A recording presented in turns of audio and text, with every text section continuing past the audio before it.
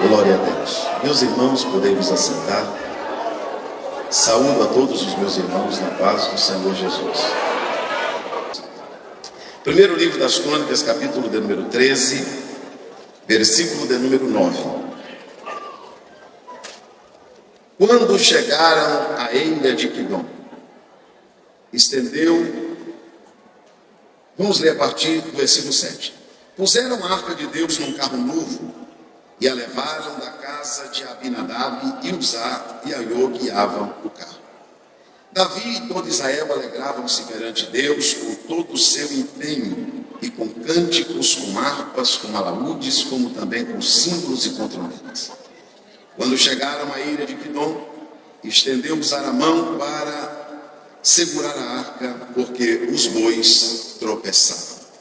No capítulo de número 15 e no versículo de número 15, do mesmo livro de 1 Crônicas, o primeiro livro das Crônicas, diz: os filhos dos levitas trouxeram a arca de Deus nos ombros, pelas varas que nelas estavam, como Moisés tinha ordenado, segundo a palavra do Senhor. E todos dizem amém. Louva a Deus essa noite, irmãos, por ouvir pessoalmente pela primeira vez pastor e cantora Zé de Paula. Quando eu vou tirar um período de oração, geralmente eu coloco um hino dele para tocar e depois eu oro. Me inspira muito. Quantos querem ouvir a palavra de Deus? Meus queridos irmãos, nós estamos esses dias dentro do tema Voltando ao Princípio. Esta noite eu vou falar uma palavra que vocês já conhecem, mas Deus nos relembrará de algumas coisas sobre a arca da aliança. É do conhecimento dos irmãos que este utensílio sagrado representava, ou literalmente era a presença de Deus e o poder de Deus entre o povo de Israel. E houve muitos acontecimentos históricos onde esta arca esteve presente, como na travessia do Jordão, onde os sacerdotes levavam essa arca nos ombros, e a Bíblia diz que quando eles colocaram os pés dentro do Jordão, o Jordão se abriu. Esta arca, que representava a presença do próprio Deus, nesta ocasião, em Josué capítulo 3, a Bíblia diz que o povo teve que ficar a 900 metros da arca. E Deus usou Josué para dizer ao povo: olha, vocês se santificam hoje, porque amanhã o Senhor fará maravilha no meio de vocês, porque no outro dia a arca pararia no meio do Jordão e o povo teria que passar perto dela. Havia uma reverência, um respeito muito grande por esse utensílio que representava o próprio Deus no meio do povo de Israel.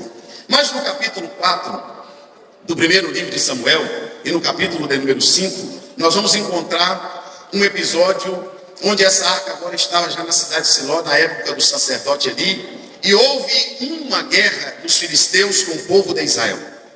E a Bíblia diz, pastor Eduardo Lopes, que nesta guerra, Finéias e seu irmão pegam esta arca, Hófni e Finéias, e levam para a batalha. Eles estavam perdendo a batalha.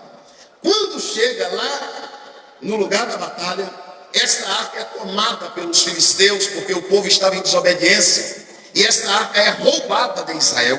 E esta arca é levada de Ebenezer até a cidade de Asdod, a capital dos filisteus. Como naquela época era comum pegar o Deus perdedor e colocá-lo no templo do Deus vencedor, pegaram a arca de Deus, achando que Deus era perdedor, quando na realidade perdedor era o povo, porque estava em desobediência. Colocaram a arca de Deus dentro do templo de Dagom, o Deus dos filisteus. Pastor Genival Bento, a Bíblia diz que pela manhã os filisteus foram para o culto matutino. E quando chegam no culto pela manhã, encontram o seu Deus Dagom caído com o rosto no chão. Sabe por quê? Porque Deus não divide a glória dele com ninguém. E onde Deus chega, Dagom cai. Eles acharam que tinha sido uma eventualidade, pastor Ivaldo, e levantaram o Deus deles e colocaram o Deus deles de pé. No outro dia pela manhã foram cultuar de novo. Quando chegaram para o culto, pastor Severino, o Dagom estava caído, com as duas mãos cortadas e com a cabeça cortada. A Bíblia Sagrada diz que Deus envia enfermidade no meio dos filisteus de Asdod.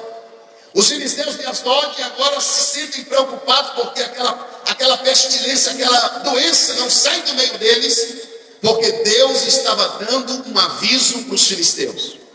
A presença de Deus, que era a arca de Deus, estava dando um recado aos filisteus, porque os filisteus agora estão segurando a arca que era de Israel. E quando Deus começa a enviar doença sobre os filisteus, Deus está avisando para os filisteus: a minha presença não fica no meio de filisteus.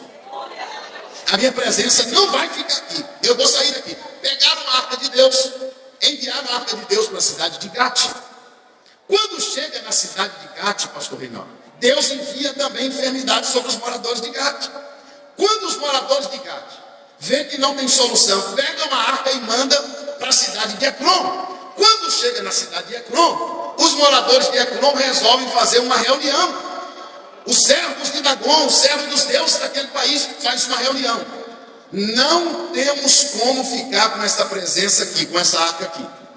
Vamos enviar essa arca de volta a Israel, porque o Deus de Israel está querendo que esta arca volte a ele.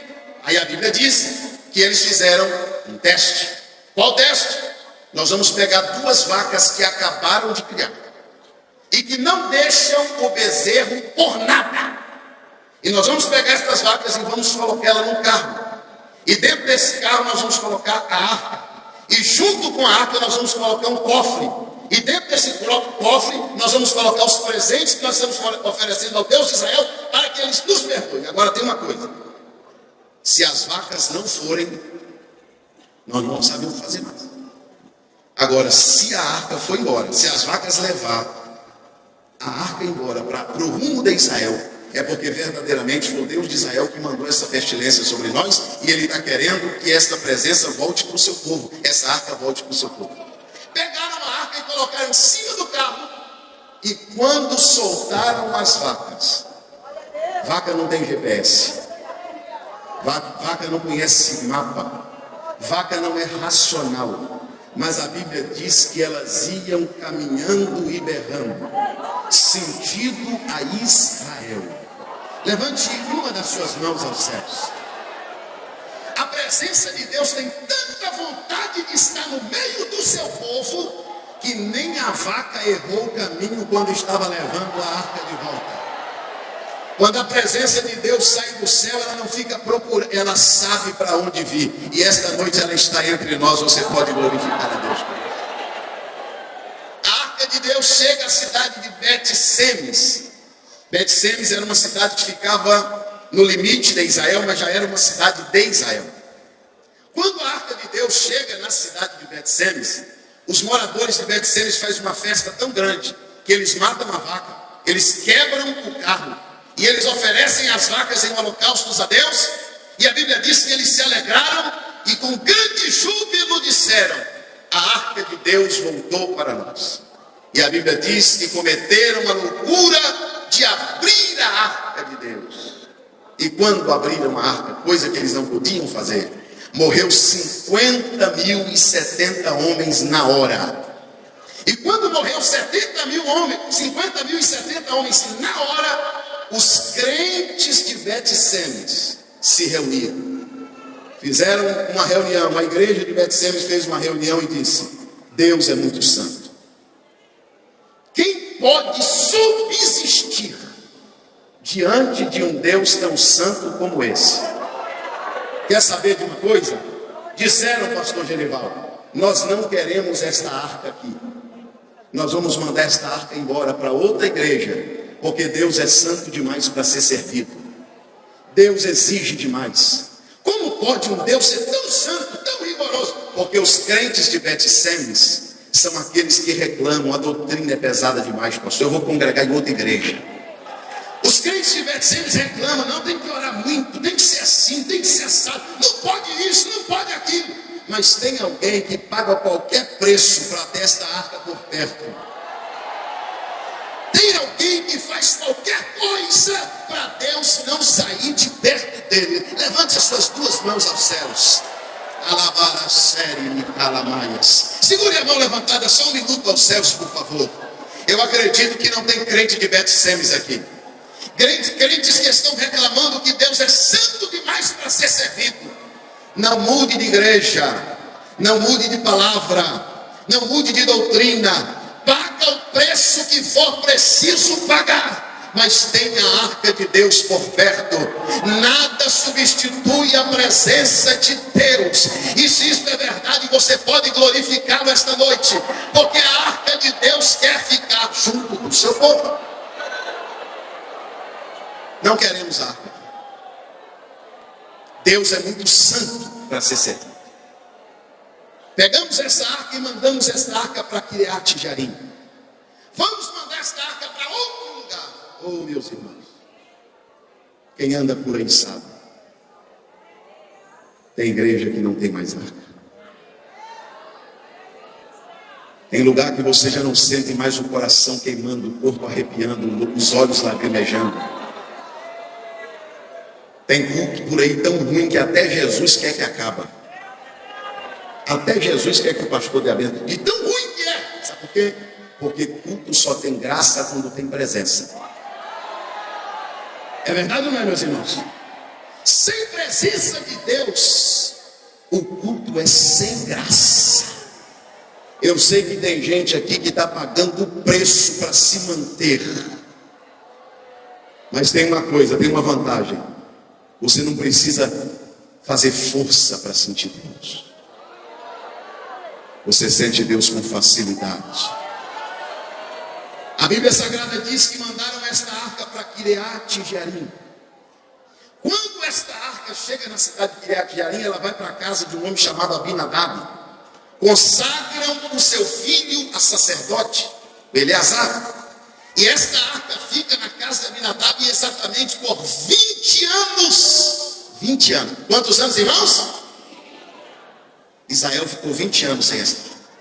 Davi, agora rei, depois de 20 anos, reinando sobre todo Israel, Davi disse: precisamos buscar a arca de Deus. Porque nós não demos atenção a isso no reinado de Saul. E a Bíblia diz que Davi convoca 30 mil crentes para o culto. E se eu fosse colocar um nome nesse culto que Davi fez, eu ia colocar o culto que não deu certo. Davi convidou cantores, tocadores, autoridades do país. E a Bíblia Sagrada diz que quando buscaram a arca em Kiriat Jearim, 30 mil crentes participando do culto.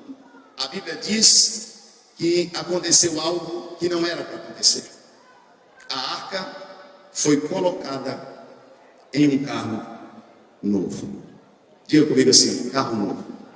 Não, para gravar, mais uma vez, carro novo.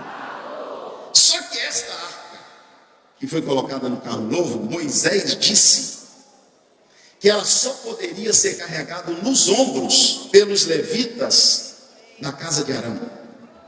Esta arca não poderia ser levada de outra maneira a não ser assim. Mas os crentes da época, o Aiô, tanto o Aiô quanto o Uzá, eram filhos de sacerdotes e conheciam a palavra. Mas eles pensaram como alguns obreiros pensam, como alguns crentes pensam. O Aiô e o Uzá leu lá: tem que levar nos ombros, tem que levar carregando pelas varas, pelos varais. Mas eles pensaram como alguns crentes estão pensando: esse negócio de varal, esse negócio de vara, esse negócio de carregar no ombro, esse negócio é para a época de Moisés. Nós estamos em outro tempo, nós estamos em outra época, nós estamos vivendo outra cultura. Isso é ultrapassado, isso não funciona mais, isso espanta as pessoas, isso é esquisito fazer. E Aiô e Uzá, a Bíblia diz que eles colocaram a arca em cima do carro novo. Ô irmãos, sabe quando o evangelho passou a ter problema? Quando deixaram de carregar a arca nos ombros e colocaram a arca no carro novo.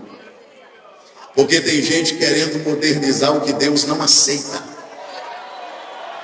Tem gente querendo mudar o que Deus não aceita que mude. Levante as duas mãos aos céus.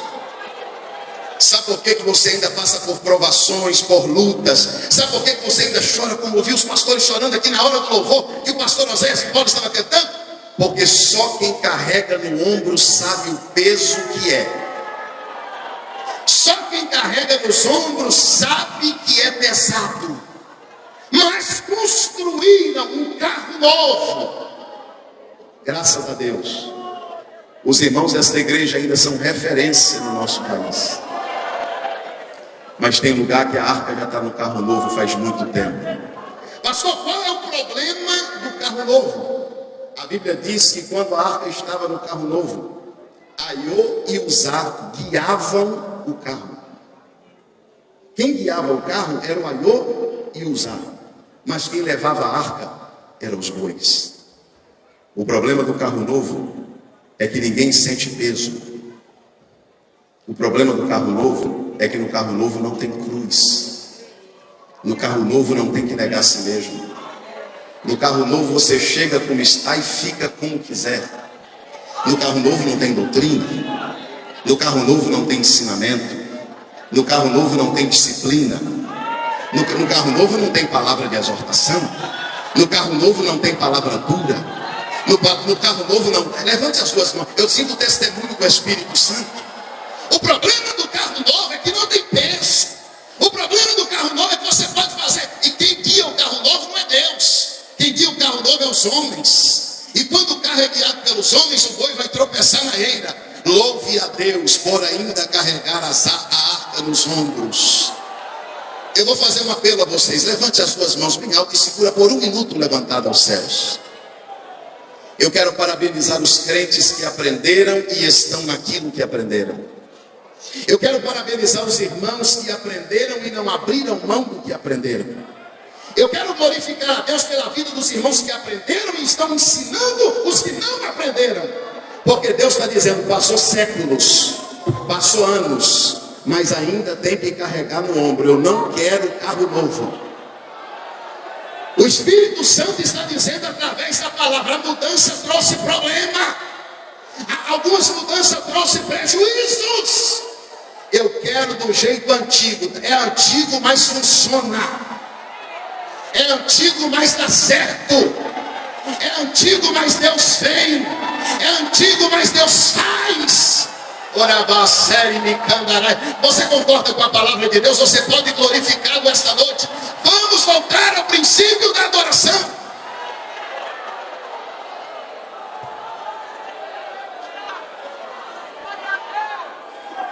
Me ajude a pregar, por favor. Pergunta para esse irmão que está ao teu lado: onde está a arca na sua vida? Está no carro ou está no ombro?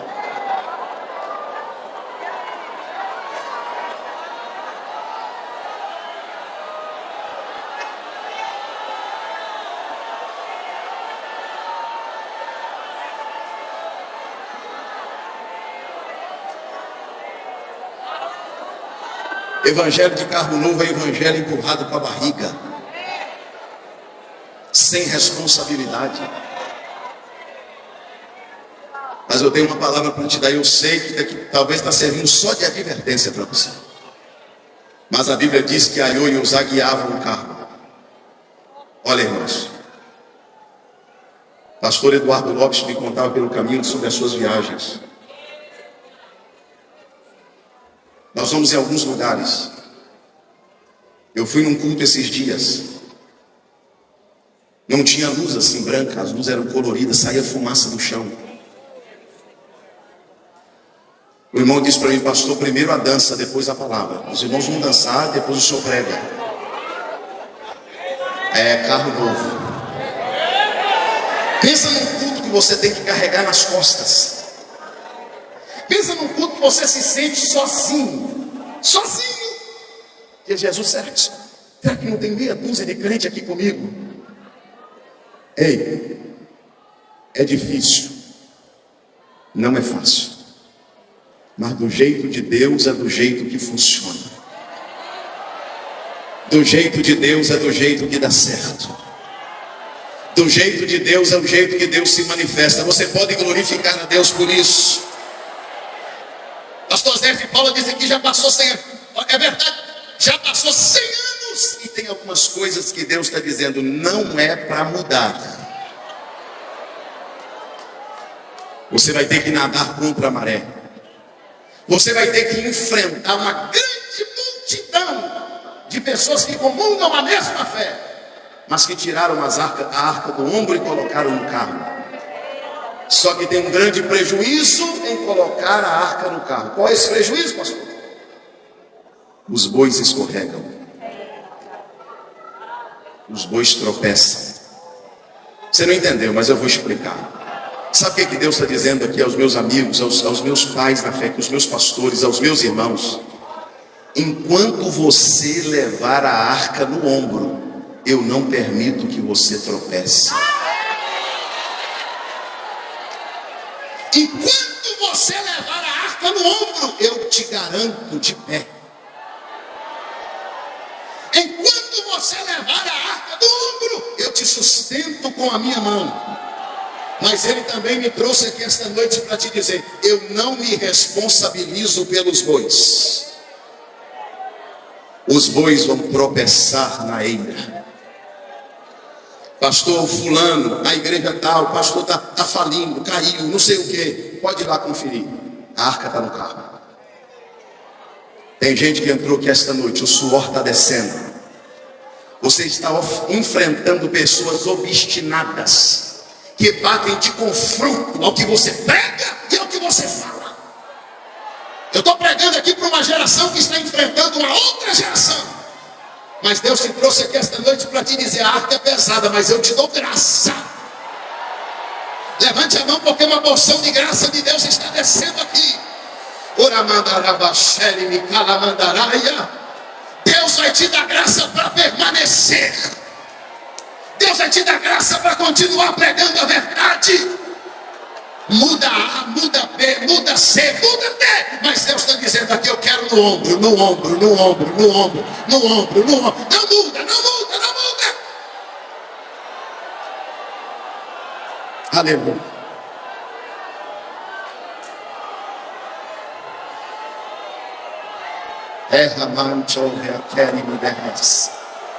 A unção de Deus aqui. Deus está dando graça para crentes que entrou aqui dizendo, pastor, eu carrego esta arca há 40 anos nos ombros. Eu carrego esta arca há 50 anos, há 30 anos. Tem gente que achou pesada demais dizer, é muito peso, muita cobrança, muita coisa. Tem gente reclamando da igreja. Você está reclamando da igreja porque a doutrina é pesada? Você está reclamando da igreja porque o ensinamento é rígido? Vá congregar numa igreja onde não tem batismo com o Espírito Santo. Vá congregar numa igreja onde o culto começa e termina e nenhum crente fala em línguas estranhas. Vai congregar numa igreja onde todo mundo pode pecar e o pecado continua lá e fazendo mal, proliferando, levedando a massa. Aí você vai sentir saudade da tua igreja. Fiéis são as feridas feitas por aquele que ama. Você está sendo desafiado a mudar. Tira do ombro e põe no carro. Você acredita que esta pessoa que está do teu lado, Deus vai dar graça para ele até o arrebatamento da igreja? Você tem coragem, com muito respeito, dar a mão a esse irmão? Você tem coragem? Tem gente aqui desafiada a mudar. Pastor, todo mundo mudou. O Brasil todo está mudando. Pastor, levanta a mão dele assim lá em cima. O Espírito Santo comunica ao meu coração que ele vai te dar força suficiente. Ele vai te dar graça suficiente. Ele vai convencer o teu coração a permanecer naquilo que você aprendeu. Passa ano, entra ano e sai ano, mas a palavra é a mesma. Pastor Evaldo disse que seca-se a flor, seca-se a erva, mas a palavra permanece. Você tem coragem de receber graça de Deus esta noite para permanecer na palavra? Você quer receber graça de Deus esta noite para permanecer na firmeza do Evangelho?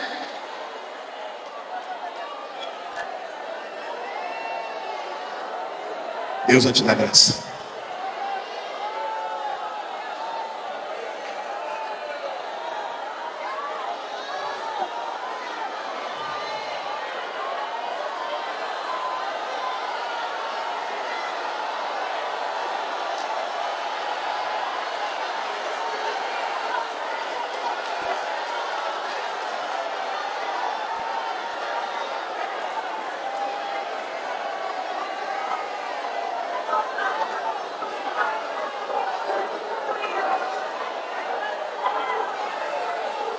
Aleluia.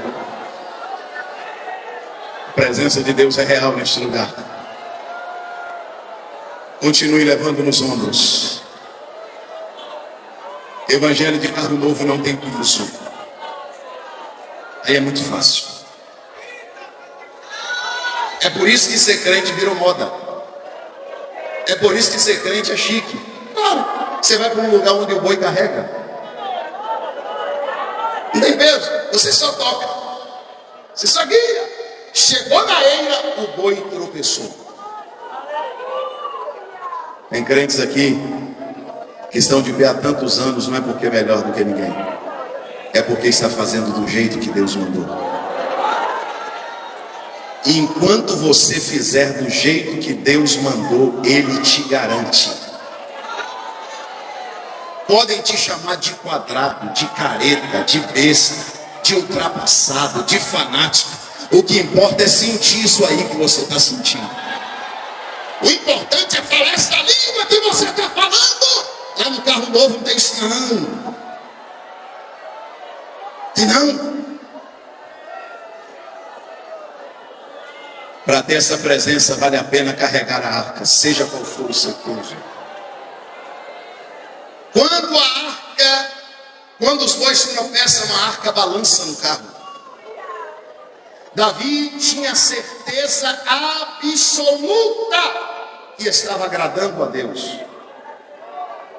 Porque Davi tinha uma boa intenção, mas boa intenção na igreja não vale. Igreja é palavra, é Deus, é ensinamento, é Bíblia. Ah, pastor, estou fazendo isso, mas é para agradar. Não. Davi, quando foi fazer isso aqui, sabe qual foi o primeiro erro dele? Ele consultou os capitães e os príncipes e mandou recado para o sacerdote. Fez tudo o contrário. E a Bíblia diz que para o povo foi bom, o povo gostou. Ou você está achando que quando, se for tirar a arca do ombro para colocar no carro, você está achando que é todo mundo que acha ruim? A mãe, missionária Rosa, a maioria acha bom. Muda mesmo, pastor, muda, transforma, a gente quer isso. Porque o povo achou maravilhoso, pastor amado. O povo achou maravilhoso, o povo gostou. Davi conquistou o coração do povo mais uma vez, mas a Bíblia diz que quando Davi toca na arca, escute, os cantores estavam lá, os crentes estavam lá, todo mundo estava lá, só Deus que não estava lá. Sabe o que Deus está te provando pela Bíblia? Hoje tem lugar que tem cantor, tem crente, tem pastor, mas não tem Deus.